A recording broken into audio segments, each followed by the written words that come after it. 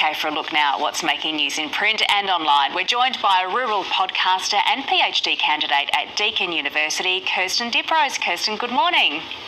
Hi Emma, hi Michael. Good morning. Okay, so aged care reforms and the aged care legislation, the government's agreed to a deal with the coalition.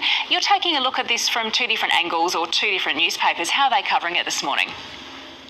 Well, a lot of the newspapers, in fact, are really honing in on the fact that if you are deemed wealthy under these new rules, then you will have to pay more. So the Courier Mail, OK Boomers, cough up, and the Advertiser as well is invoking that boomer generational divide.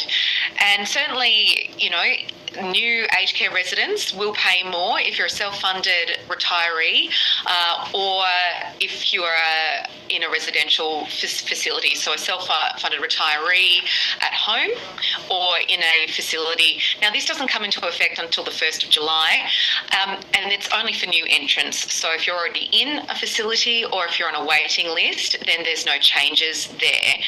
And there's a lot to take in. It's quite complex, and how it might work out for you is something I think a lot of families are going to be poring over today and working out how the assessment is potentially going to play out for them.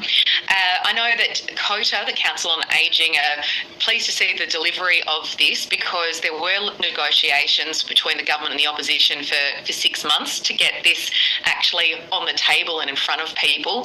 But I think they, like many organisations, will need some more time to digest this. But I think a key shift in focus is home care, and I think that's one that's going to be welcomed by many people, is trying to keep people in home with services provided to them, so clinical services such as nursing, but then also showering or meals. So $4.3 billion going to that.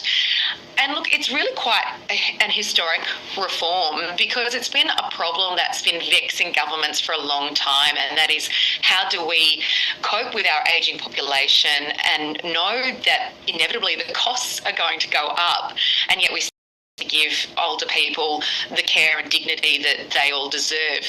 So this is one that the PM said yesterday will deliver $12.6 billion in savings over the next decade. So truly a historic reform tackling a huge issue that's been on the table for a long time.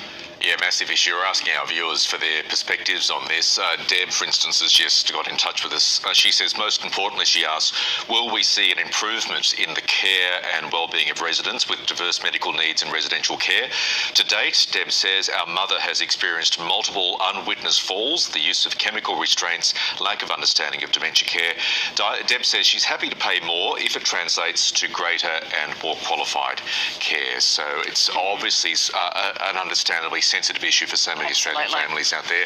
Love to hear your views on that. Let's move to the Sydney Morning Herald. It has a story, Kirsten, on just who, in fact, is running for the New South Wales local council elections. That's right. I love to see this bunch of young people that are putting their hand up to run for the local council elections, which is happening in New South Wales tomorrow. And I feel like there's a bit of a battle of the generations that's playing out in the papers, quite accidentally, no doubt. But the point is that only 10 councillors are aged between 18 and 24 in New South Wales, while more than half are aged between 50 and 69. And I'm sure that's probably quite similar across the states in Australia. So Victoria has council elections as well next month. And there has been quite a push in both states to encourage younger people to stand for council and to provide them the support that they might need. And I think this is really good to see. I think first because it pushes back on that notion that young people are disengaged, because I don't think that's true. They might just be engaged in different ways to other generations, but also diversity. And yes, they may not have the wisdom that comes with experience, the young community, because they're part of it. And so many areas, particularly in the country, are dealing with inadequate services for young people. I know that's true where I live. And so actually having representation from people who were teenagers only recently, unlike many of us who were teenagers decades ago, well before mobile phones and even the internet, I think can only be a good thing. So good luck to all of the young people heading for council elections. Yeah, good on them. Kirsten, NRL finals are underway, and you've got a couple of different stories. One in particular, a Penrith star, perhaps, I don't know, getting inspired by Tony Armstrong?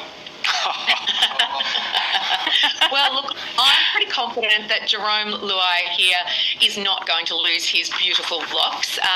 So he made a promise after winning his first title back in 2021 that he would lose his hair once losing the tag of Premier.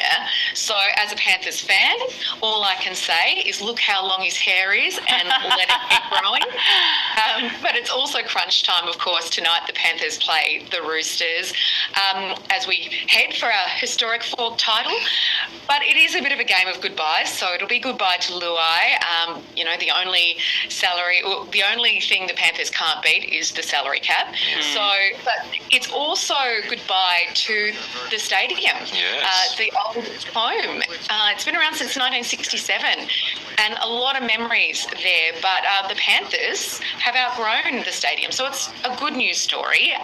There's a $300 million redevelopment coming, which is really a testament, I think, to the Panthers and the impact they've had on Penrith, because there were times not that long ago where it was hard to pack a stadium. It really was. And just a shout out to a lovely article by Nick Compton from the ABC, Campton, I should say, who wrote the most beautiful story about the memories that are held within the historic home of Penrith and what it means to the town. You know, we all visited there regularly. It's my hometown. It'll be sad to see it go, but in 2026, bigger and better stadium will be opened. Oh, that's great to see. And we've discussed this on air before, Kirsten. You haven't lived until you've been to the Panthers Leagues Club either, right? Oh, you haven't lived at all. And it's just across the road. I know. And the best thing about there's one of the best things about the stadium, and I hope it remains, or they bring it back, is the Panthers roar that you get to hear every time you go to the game. Yeah. You know, it's part of the whole atmosphere. Panthers has got it covered. How does the roar go? I knew you'd ask me that. You have to come along to a game. Oh, nicely dodged. Kirsten, thank you so much for joining us this morning. Have a great weekend. You too.